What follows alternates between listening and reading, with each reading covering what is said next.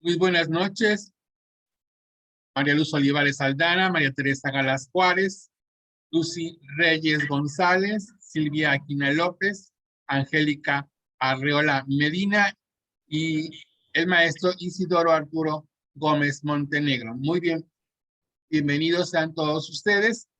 Este 10 de octubre del 2021 les da la más cordial bienvenida la dirección de la revista digital Poetas Sin Fronteras y los integrantes de la red de poetas del estado de Veracruz, que nos hemos reunido en esta velada literaria para dar lectura a los textos del poeta homenajeado, que es Álvaro Mutis Jaramillo. Nacido en Bogotá el 25 de agosto de 1923 y muere en la Ciudad de México el 22 de septiembre del 2013. Fue un novelista y poeta colombiano. Vivió en México desde su juventud hasta su muerte. Es considerado uno de los escritores hispanoamericanos contemporáneos más importantes. Bien, nuestra primera invitada, Angélica Arreola. Sí, un segundito, pues aquí está mi micrófono. Bueno, buenas noches a todos. Soy Angélica Arreola, vivo en la Ciudad de México y me da muchísimo gusto compartir con ustedes esta velada literaria. Soy Poeta Sin Fronteras. Efectivamente, Álvaro Mutis es un escritor colombiano que vino a México en 1956 y que, a pesar de que, bueno, vino exiliado de su país y estuvo incluso encarcelado en Lecumberri. Después pudo haberse regresado a Colombia, sin embargo, él decidió vivir aquí en México. Y mucho de su producción literaria está aquí en México, tanto de libros como de artículos periodísticos, y su obra, cuentos, fragmentos de novelas, poesía y artículos fueron publicados en periódicos de la ciudad, como Uno más Uno, La Jornada y Novedades, ¿no? Y voy a leer un poema que se llama Exilio y que precisamente obedece a sus sentimientos de él como exiliado y de muchos intelectuales latinoamericanos que han tenido que vivir en el exilio. Entonces, el poema se llama Exilio, un segundito, y dice así, se llama Exilio. Voz del exilio, voz de pozo cegado, voz huérfana, gran voz que se levanta como hierba furiosa o pezuña de bestia, voz sorda del exilio. Hoy ha brotado como una espesa sangre, reclamando mansamente su lugar en algún sitio del mundo. Hoy ha llamado en mí el griterío de las aves que pasan en verde algarabía sobre los cafetales, sobre las ceremoniosas hojas del banano, sobre las heladas espumas que bajan de los páramos, golpeando y sonando, y arrastrando consigo la pulpa del café y las densas flores de los cámbulos. Hoy algo se ha detenido dentro de mí. Un espeso remanso hace girar de pronto, lenta, dulcemente, rescatados en la superficie agitada de sus aguas, ciertos días, ciertas horas del pasado, a los que se aferra furiosamente la materia más secreta y eficaz de mi vida. Flotan ahora como troncos de tierno balso en serena evidencia de fieles testigos, y a ellos me acojo en este largo presente de exiliado. En el café, en casa de amigos, toman con dolor desteñido, perdón, es que se me movió, y es entonces cuando peso mi exilio y miro la irrescatable soledad de lo perdido, por lo que de anticipada muerte me corresponde en cada hora, en cada día de ausencia que lleno con asuntos y con seres cuya extranjera condición me empuja hacia la cal definitiva, de un sueño que roerá sus propias vestiduras, hechas de una corteza de materias desterradas por los años y el olvido. Gracias. Es de los trabajos perdidos. Gracias, maestra Angélica. Los padres de Álvaro Mutis, que fueron Carolina Jaramillo Ángel y Santiago Mutis Dávila. A lo largo de su carrera literaria recibió, entre otros, el premio Javier Villaurrutia en 1988, el premio Príncipe de Asturias de las Letras en 1997, el premio Reina Sofía de Poesía Iberoamericana en 1997, el premio Cervantes en 2001 y el premio internacional Neustadt de Literatura en 2002. Nuestra siguiente invitada, María Luz Olivares Aldana.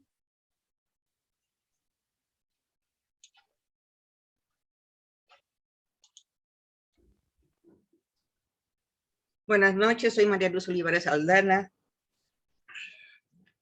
del puerto de Veracruz, México, y también soy Poetas Sin Fronteras. Álvaro Mutis también fue redactor y locutor de noticias en la Radio Nacional. Colaboró con la revista Vida y desde 1956, como ya lo mencionaron, reside en México, donde se vincula a las revistas Plural y Vuelta, en donde precisamente ahí publica su columna Bitácora del Racionario. Es considerado un poeta, escritor de narrativa, que se le considera el escritor de la antigua Colombia y como el creador de personajes emblemáticos como Macrol, el Gaviero. Trasciende su legado a varias generaciones, considerado como un hombre de un gran ingenio, con un gran sentido del humor y sobre todo muy culto, galardoneado en diferentes premios. En sus escritos describe un mundo perdido de la antigua Colombia, como les decía. Macrol, el Gaviero, es uno de los personajes más conocidos en sus libros de poesía. Y lo que a todo el mundo le interesa conocer, ¿quién era Macrol? ¿De dónde viene y a dónde va? Ya que es un personaje central de la poesía. Mi primera participación es la lectura de un poema de él que se llama El Deseo. Y dice así: hay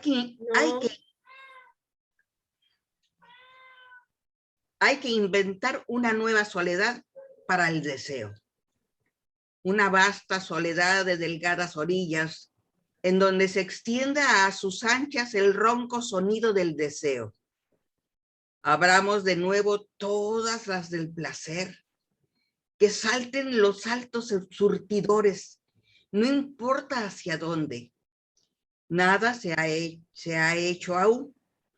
Cuando teníamos algo andado, alguien se detuvo en el camino para ordenar sus vestiduras y todos se detuvieron tras él. Sigamos la marcha. Hay cauces secos en donde pueden. Viaja aún aguas magníficas. Recordad las bestias de qué hablamos. Ellas pueden ayudarnos antes de que sea tarde y torne la charanga a enturbiar el cielo con su música estridente. En este poema, yo entiendo que él quiere inventar una nueva soledad. Tal vez su soledad estaba llena de huecos, demasiados vacíos, demasiados pendientes, ¿verdad? En donde se detiene a reflexionar lo caminado, lo andado y lo vivido. Muchas gracias. Gracias, Luzma. Álvaro nació en Bogotá el 25 de agosto de 1923, como lo habíamos comentado, el día de San Luis de Francia. De este personaje histórico, Mutis dijo: no descarto la influencia de mi santo patrono en mi devoción por la monarquía. Continuamos con el maestro Isidoro Arturo Gómez Montenegro.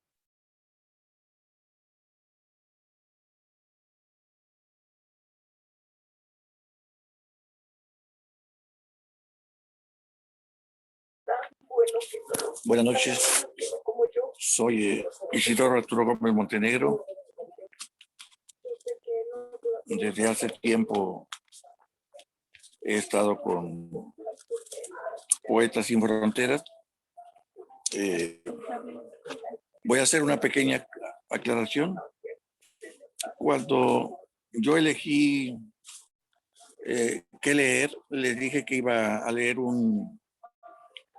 algo que tengo recortado en el periódico porque no encontré el libro de poesía, quizás uno de los primeros que él tuvo, que conseguí en una feria del libro en México, y recorté algo que me pareció muy importante porque él estuvo presente en la Feria Internacional de Guadalajara, en la FIL.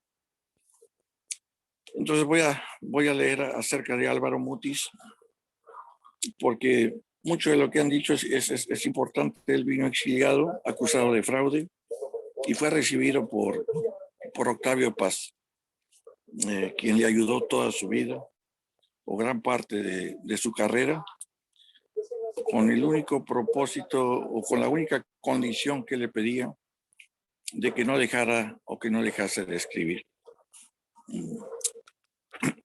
El poeta y narrador colombiano Álvaro Mutis entabló un diálogo con jóvenes tapatíos y de otras latitudes, antes quien admitió nunca haber terminado el bachillerato. No pude perder el tiempo estudiando, además de reconocer su incapacidad absoluta para hacer sumas, divisiones y más aún los quebrados.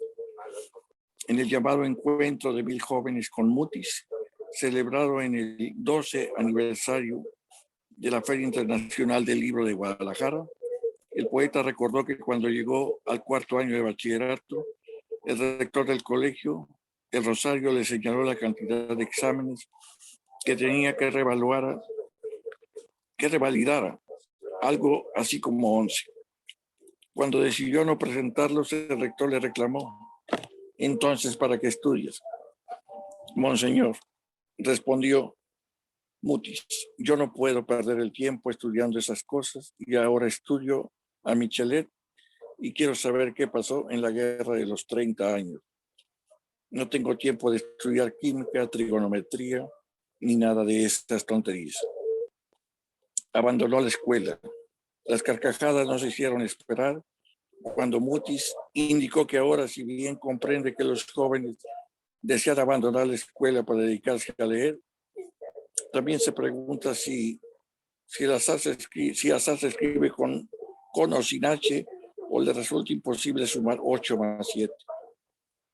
Las divisiones son un misterio absoluto para él y un poco nostálgico. Reconoció: no hay nada que reemplace un bachillerato y un saber bien hecho. Bien, ahora aquí hay algo que me voy a ir brincando porque estas son cosas importantes, pero no daría el tiempo. Ya en otras ocasiones, Mutis ha declarado que su deuda con Paz es de muchos órdenes. En primer término, cuando llegué a México el 26 de octubre de 1956, llegué en una situación muy grave, sin dinero, sin saber qué iba a hacer con toda mi vida anterior, completamente destrozada y borrada en un mundo práctico. Su encuentro con el autor del Laberinto de la Soledad se dio de inmediato días después. Le contó su situación política y legal, ya que, como se recordará, había sido acusado de fraude. Y en esta ocasión Paz le rindió todo su apoyo bajo la promesa de que jamás dejaría de escribir.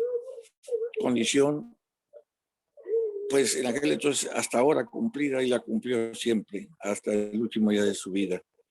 De esta manera, Mutis también se refirió a su arte creativo, siempre inmerso en la duda y la angustia, rasgando originales. Ha quemado 2 novelas completas, una en torno a Bolívar y otra acerca de la violencia en Colombia. El cesto de la basura de mi estudio se llena a una velocidad muy grande. Siempre recuerdo este verso maravilloso de Pablo Neruda. Dice: mis criaturas nacen de un largo rechazo. Del mismo modo, agregó, la lucha continua con la escritura, ni me gusta ni es de placer de mi vida, pero es mi destino. La poesía tiene esa condición, no repetir o narrar la vida, sino ser la vida misma. Muchas gracias. Ese es mi aporte en esta primera ronda, compañeros, camaradas. Gracias, maestro Isidoro. Sabemos que Álvaro Mutis vivió en Bélgica hasta los 9 años, cuando murió su padre repentinamente a la edad de 33 años. En Bruselas están sus mejores recuerdos de él. Y dice así: de él heredé, entre otras cosas, el gusto por los buenos vinos y la buena cocina, por la tertulia y los buenos libros, y también su admiración por Napoleón, afirma el narrador colombiano. Tras el fallecimiento de su padre, su madre decidió regresar a Colombia para dedicarse a la hacienda de Coello. Bien, continuamos con María Teresa Galaz Juárez. Gracias, Ramón. Buenas noches a todos. Me da mucho gusto estar aquí. Soy María Teresa Galaz, radico en la Ciudad de México y soy poeta sin fronteras. El poema que voy a leer yo se llama Sonata y dice así: otra vez el tiempo te ha traído al cerco de mis sueños funerales. Tu piel, cierta humedad salina, tus ojos asombrados de otros días, con tu voz han venido, con tu pelo. El tiempo, muchacha, que trabaja como loba que entierra a sus cachorros, como óxido en las armas de caza, como alga en la quilla del navío, como lengua que lame la sal de los dormidos, como el aire que sube de las minas, como tren de la noche, como tren en la noche de los páramos. De su opaco trabajo nos nutrimos, como pan de cristiano, o rancia carne que enjuta la fiebre de los guetos. A la sombra del tiempo, amiga mía, un agua mansa de acequia me devuelve lo que guardo de ti para ayudarme a llegar hasta el fin de cada día. Gracias. Muchas gracias, maestra María Teresa. Dejar Europa fue para Mutis una gran pérdida. Era en aquellos años su mundo, mientras que Colombia era solo un lugar donde pasar vacaciones y del cual siempre se regresaba. Su fascinación por el mar, los barcos y el viaje tiene origen en los desplazamientos de Europa a Colombia, en pequeños barcos, mitad de carga, mitad de pasajeros. Continuamos con nuestra amiga Lucy Reyes. Muchas gracias, Ramón. Buenas noches a todos. Mi nombre es Lucila Reyes. Yo soy de la Ciudad de México.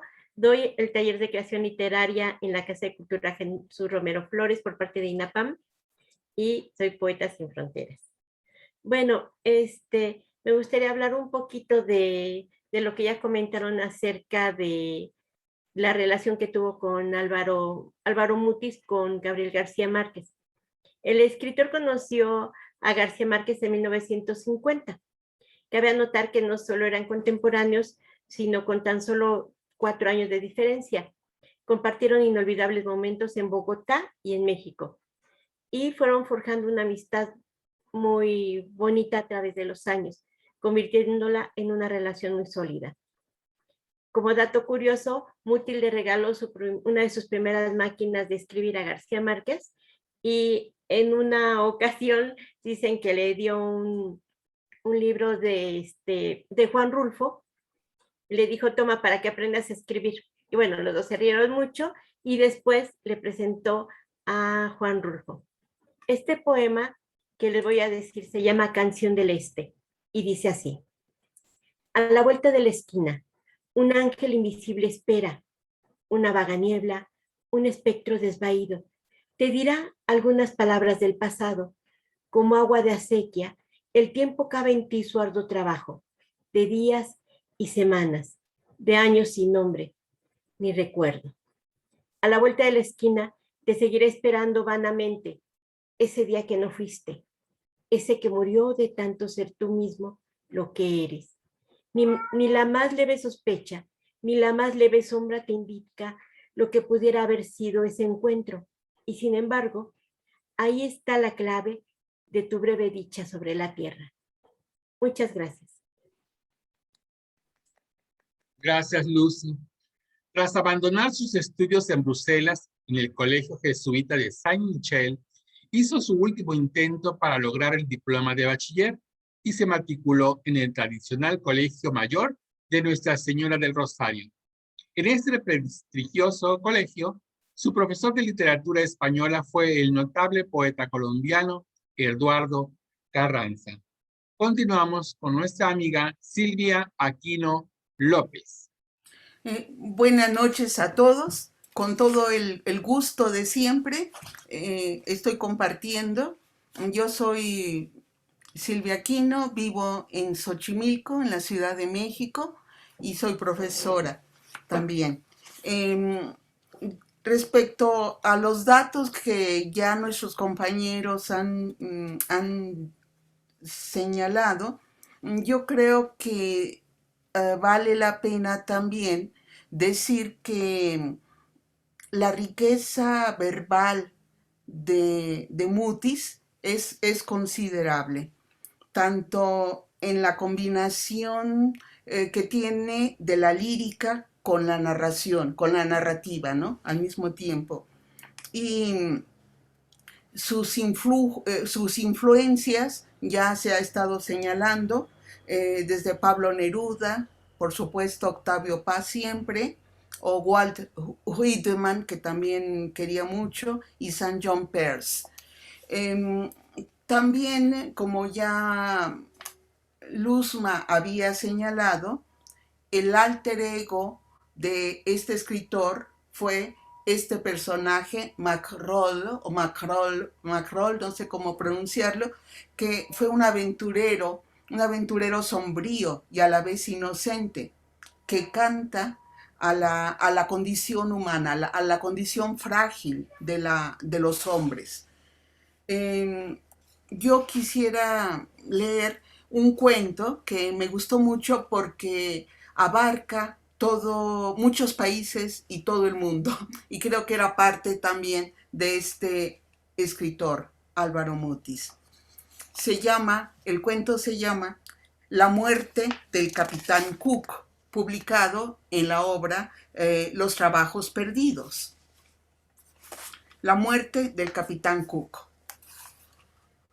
Cuando le preguntaron cómo era Grecia, habló de una larga fila de casas de salud levantadas a orillas de un mar, cuyas aguas emponzoñadas llegaban hasta las angostas playas de agudos guijarros, en olas lentas como el aceite.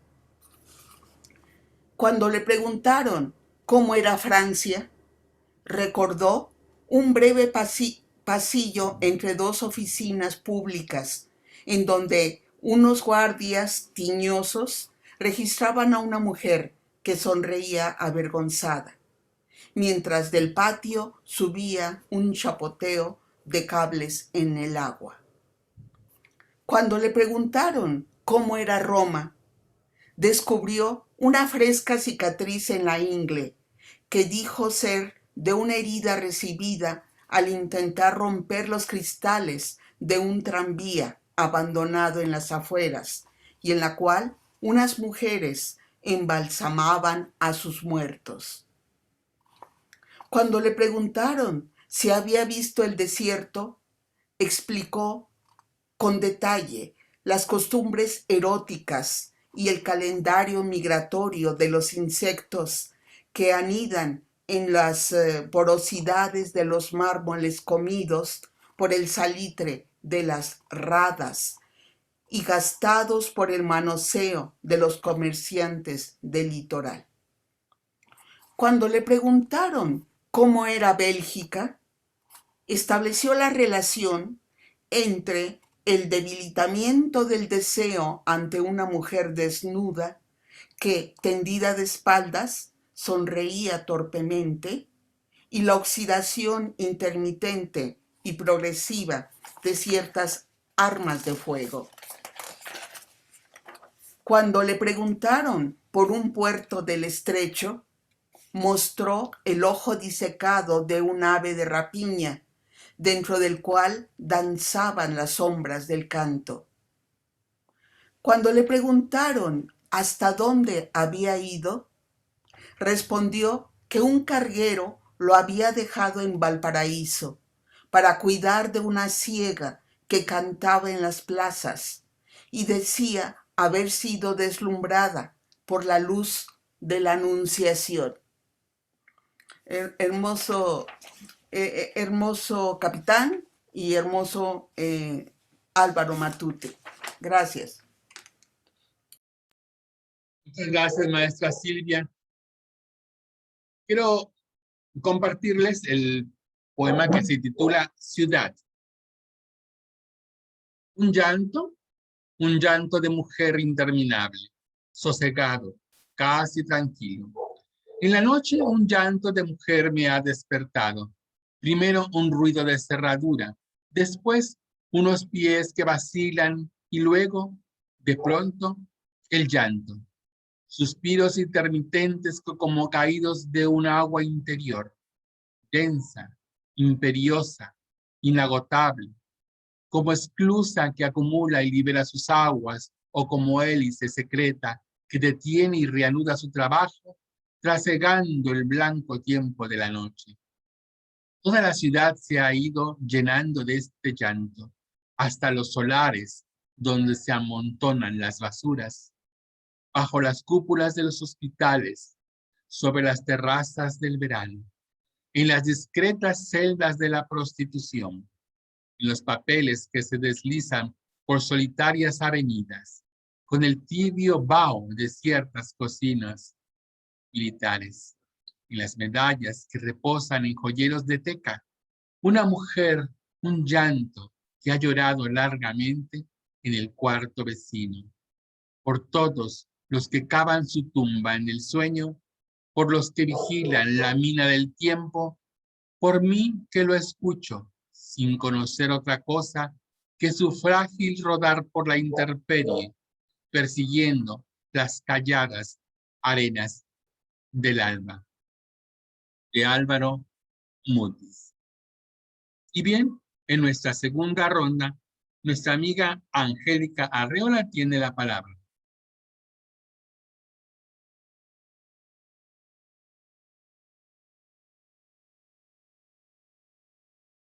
Tu micrófono. Bien, gracias, sí. Bien, gracias. Sí, quiero agregar que Álvaro Mutis en Colombia también publicó en algunas revistas como La Razón y El Espectador.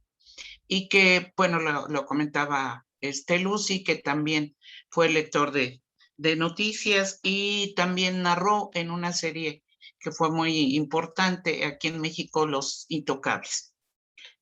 Destaca sobre todo por sus novelas y su poesía, aunque también escribió cuentos, y me llama mucho la atención que de su estancia, de su paso por Lecumberri, escribió el libro de narraciones que se llama Diario de Lecumberri. Y bien, ahorita voy a dar lectura a El pregón de los hospitales, que está en el libro que se llama Los hospitales de ultramar. Y dice así: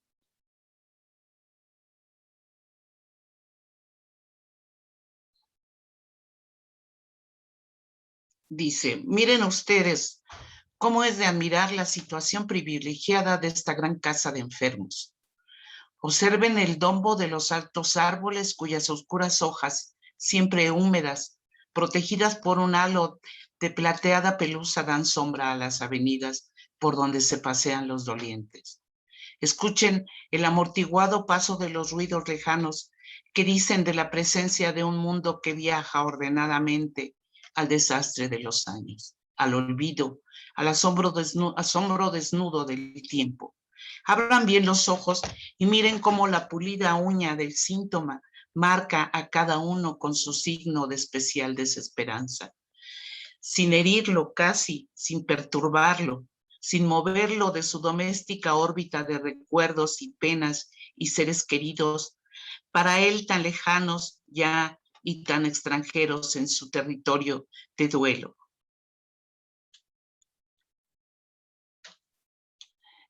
Escuchen al amortiguado paso de los ruidos lejanos que dicen de la presencia de un mundo que viaja ordenadamente al desastre de los años, al olvido, al asombrado desnudo del tiempo. Abran bien los ojos y miren cómo la pulida uña del síntoma marea a cada uno con su signo de especial desesperanza, sin herirlo casi, sin perturbarlo, sin moverlo de su doméstica órbita de recuerdos y penas y seres queridos, para él tan lejanos ya y tan extranjeros en su territorio de duelo. Entre todos a vestir el ojoso manto de la fiebre y conocer el temblor seráfico de la anemia, o la transparencia cerosa del cáncer que guarda su materia muchas noches, hasta desparramarse en la blanca mesa iluminada por un alto sol voltaico que zumba dulcemente. Adelante, señores, aquí terminan los deseos imposibles. Perdón.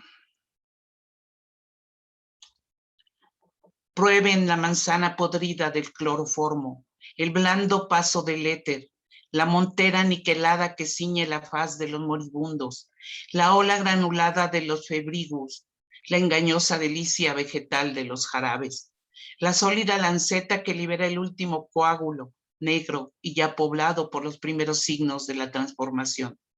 Admiren la terraza donde ventilan algunos sus males como banderas en rehén.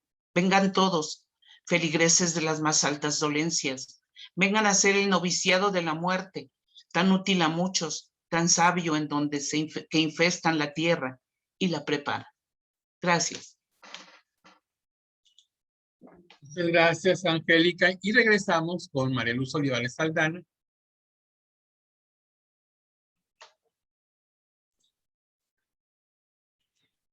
No quiero dejar pasar en el olvido algo muy importante. Este Álvaro Mutis, su amistad con dos cineastas, Carlos Mayoro y Sergio Cabrera, que llevaron a la pantalla dos de sus obras de él. Una titulada La mansión de Araucaina y la otra es Llora, llega con la lluvia. Muy importante porque se fueron a la pantalla grande, esas dos obras de él. Eso es lo que tengo leído. A continuación, mi participación es el segundo poema que voy a leerles.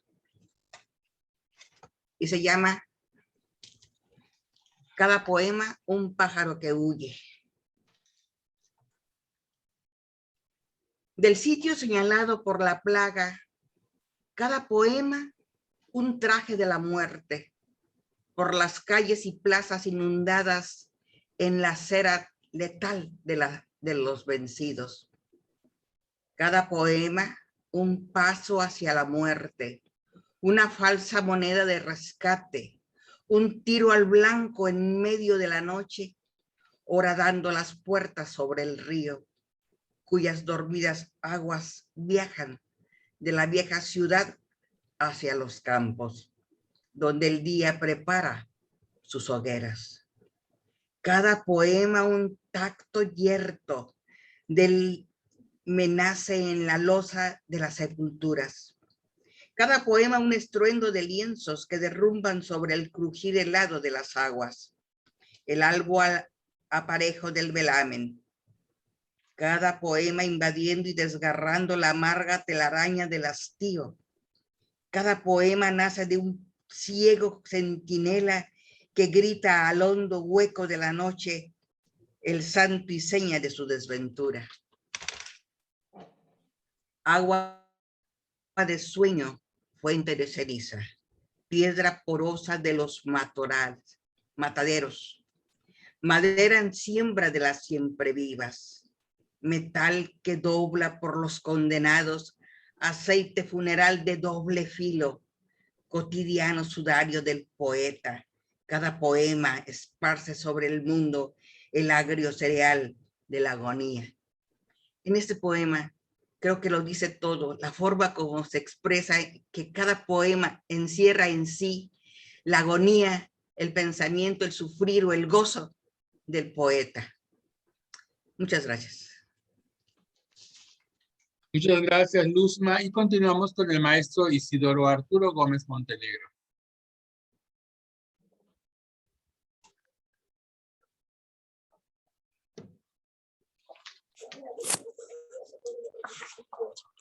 Bien, voy a leer una parte de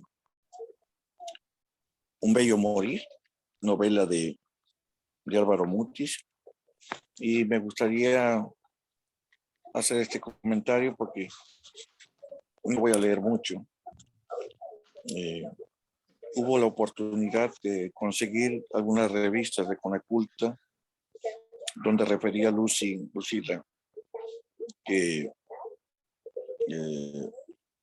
le entregó a Gabriel García Márquez el libro de Juan Rulfo.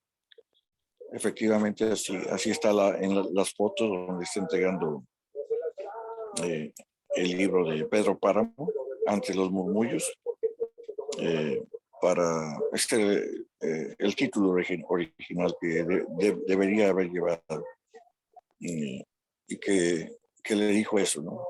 Tome para que aprenda a escribir. También hubo la oportunidad, ya Conaculta no existe, no dejó de editar la revista, de ver una semblanza de él casi siempre cuando ya mueren, y lo vimos navegar por televisión en blanco y negro en un barco como una persona muy sencilla, con su familia. Su hijo también es poeta, con sus nietos, y con una camiseta fuera de sacos, corbatas, solemnidades, ¿no? Siempre demostró ser una persona sumamente modesta, sencilla, humilde, como debe ser quien escribe, sin esa presencia del ego o de que el escritor está en un pedestal. Ese es el comentario que quiero hacer antes de iniciar. Bien, es la parte del bel morir o del bello morir. Dice, Van Branden, así, claro, aquí hay 2 cajas para usted. Las bajaron primero, que todo está aquí, a la sombra. Hay que protegerlas del sol. ¿Sabe? Son para el ferrocarril, ¿verdad? Claro, claro. Pase. Allá están, dijo señalando 2 cajas que se distinguían en el fondo del almacén. Cada palabra que se distinguía en el fondo del almacén, cada palabra destilaba una doble intención cargada de oculto sentido. Macrol fue a recoger las 2 cajas que no pesaban mucho. Además del armazón de madera, estaban envueltas en un papel metálico con marcas de color vino que en algunas partes habían sido cubiertas con pinturas negras. El hombre de la bodega no le entregó recibo alguno y se limitó a decir, manéjelas con cuidado. Deben estar a la sombra y no recibir ningún golpe. Dice aquí que se entreguen a la mayor brevedad a los destinatarios en la cuchilla del tambo. Así que ya se sabe. Buen viaje. Todo comenzaba a filtrarse con una celeridad alarmante. Era seguro que el hombre estaba al tanto de toda la farsa del ferrocarril y quién sabe de qué más detalles relacionados con la carga consignada a la cuchilla. El gaviero resolvió llevar él mismo las 2 cajas y no quiso aceptar la ayuda de los muchachos que solían rondar por el muelle cuando arribaba un barco. Desde el primer instante en que las vio, se dio cuenta del contenido. Se había familiarizado con los explosivos en la mina de Cocora, donde tuvo que manejarlos durante más de un año, bregando para sacar algo de los ciegos socavones ya agotados.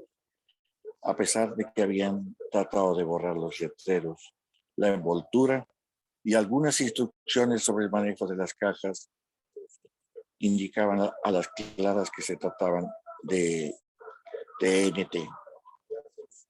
Cada una debía contener al menos 12 cartuchos cubiertos con su gelatina protectora y la correspondiente cantidad de fulminantes guardados, a su vez, en un pequeño recipiente de cartón. Pensó que tendría gracia que una mula y en el paso de los precipicios golpeara una de esas casas contra las salientes de roca de las paredes cortadas a pico y que apenas dejan paso para los animales.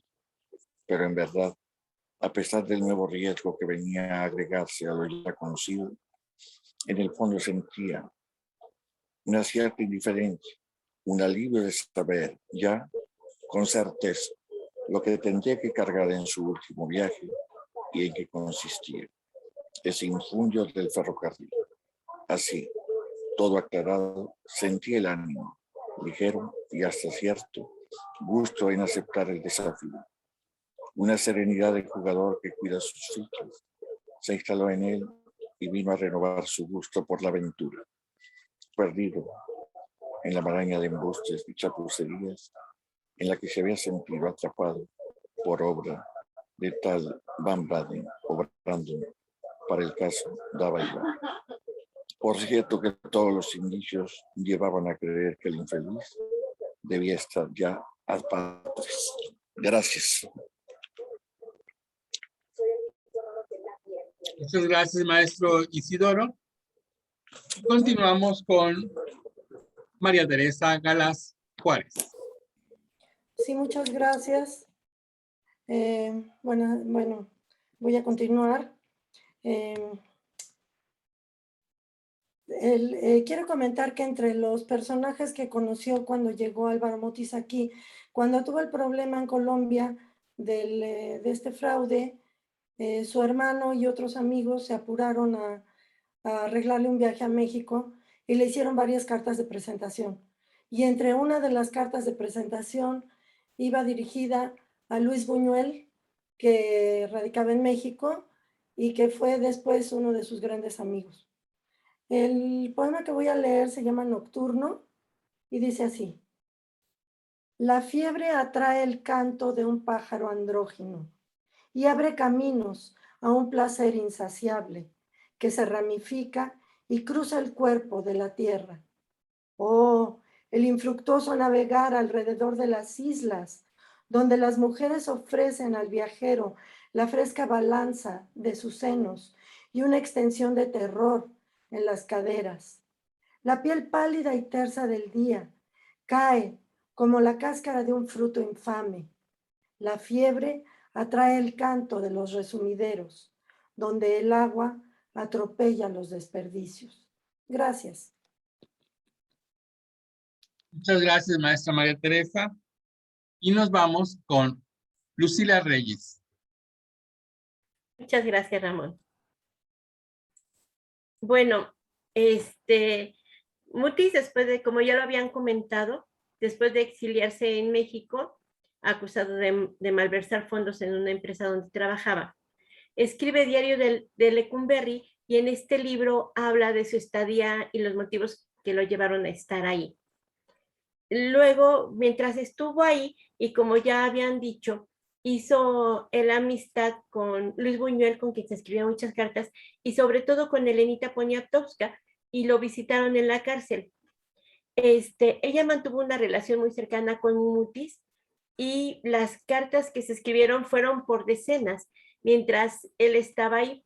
Fueron tantos los mensajes que se escribieron que la autora publicó un libro llamado Cartas de Álvaro Mutis y Elena Poniatowska, en donde ella destaca el lado emotivo de Mutis a través de un inolvidable testimonio sobre sus historias, experiencias y desconsuelos que tuvo en este lugar. Años más tarde, la misma Poniatowska escribió otro libro acerca de Álvaro Mutis que se llama Encierro que arde, y ahí habla ya de una manera más biográfica y contextual acerca de lo que fue la vida de Mutis. Bueno, a él le encantaba mucho navegar, era una de sus grandes pasiones. Y voy a decir este poema que se llama Lies Marino. Lies significa algo así como que oda. Y dice así: vine a llamarte a los acantilados. Lancé tu nombre y solo el mar me respondió. Desde la leche instantánea y voraz de sus espumas. Por el desorden recurrente de las aguas, cruza tu nombre, como un pez que se debate y huye hacia la vasta lejanía, hacia un horizonte de menta y sombra. Viaja tu nombre, rodando por el mar de verano. Con la noche, regresan las soledades y su cortejo de sueños funerales. Muchas gracias. Lucy, muchas gracias. Y continuamos para finalizar la segunda ronda con la maestra Silvia Aquino. Muchas gracias, Ramón. Respecto a la cárcel, al momento en el que él tuvo que ir a la cárcel, me pareció que allí esa empresa no podía aceptar que Álvaro Mutis diera dinero a las personas que querían escribir. A mí me parece un absurdo, ¿no? Si una empresa hace eso, pues debería ir a la cárcel la empresa, no la persona que está allí. En fin, yo quiero leer un poema que se llama Cita. Dice, está dedicado, o dice en el epígrafe, se dice in memoriam J.G.V. Cita. Bien sea a la orilla del río que baja de la cordillera, golpeando sus aguas contra troncos y metales dormidos, en el primer puente que lo cruza y que atraviesa el tren, en un estruendo que se confunde con el de las aguas. Allí, bajo la plancha de cemento, con sus telarañas y sus grietas, donde moran grandes insectos y duermen los murciélagos, allí, junto a la fresca espuma que salta contra las piedras, allí bien pudiera ser. O tal vez en un cuarto de hotel, en una ciudad a donde acuden los tratantes de ganado, los comerciantes en mieles, los tostadores de café. A la hora de mayor bullicio en las calles, cuando se encienden las primeras luces y se abren los burdeles, y de las cantinas sube la algarabía de los tocadiscos, el chocar de los vasos y el golpe de las bolas de billar. A esa hora convendría la cita, y tampoco habría esta vez incómodos testigos, ni gentes de nuestro trato, ni nada distinto de lo que antes te dije. Una pieza de hotel con su aroma de jabón barato y su cama manchada por la cópula urbana de los aídos hacendados. O quizá en el hangar abandonado en la selva, a donde arrimaban los hidroaviones para dejar el correo. Hay allí un cierto sosiego, un gótico reconocimiento, bajo la estructura de vigas metálicas, invadidas por el óxido y teñidas por un polen color naranja. Afuera, el lento desorden de la selva, su espeso aliento recorrido, de pronto por la gritería de los monos y las bandadas de aves grasientas y rijosas. Tal vez él hubiera preferido esa cita frente a la naturaleza, ¿no? Quizás. Muchas gracias. Muchas gracias, maestra Silvia. Y voy a dar lectura a un poema que se titula Un bel morir. De pie en una barca detenida en medio del río, cuyas aguas pasan en lento remolino de lodos y raíces, el misionero bendice la familia del cacique. Los frutos, las joyas de cristal, Los animales, la selva, reciben los breves signos de la bienaventuranza. Cuando descienda la mano, habré muerto en mi alcoba, cuyas ventanas vibran al paso del tranvía, y el lechero acudirá en vano por sus botellas vacías. Para entonces, quedará bien poco de nuestra historia.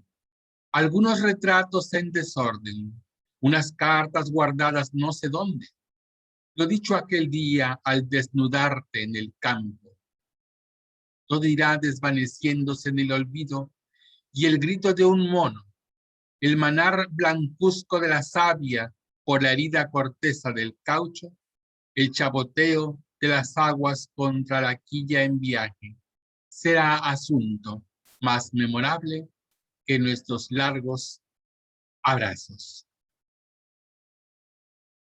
Bien, hemos dado lectura en esta noche muy especial que hemos homenajeado al poeta Álvaro Mutis Jaramillo y que nos hemos llevado un sentimiento profundo por todo aquello que él escribe y que nos ha enseñado y que nosotros hemos aprendido de él a seguir afinando ese sentimiento de poetas que llevamos dentro. Escribir es parte de la historia. Escribamos siempre. Buenas noches.